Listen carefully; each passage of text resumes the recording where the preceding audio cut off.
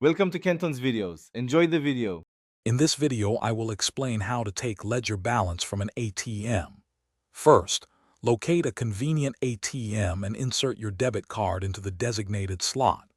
You will then be prompted to enter your personal identification number, or PIN, using the keypad. Ensure no one is observing your entry for security. Once your PIN is accepted, the main menu should appear on the screen, offering various transaction options.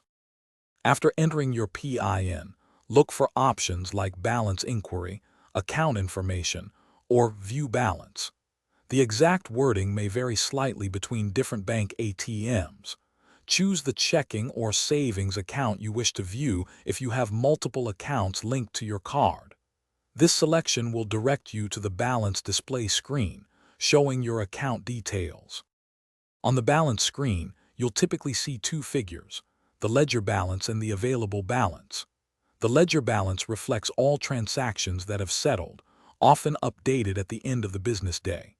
The available balance, however, is the amount immediately accessible for cash withdrawals or purchases, factoring in any pending transactions or holds.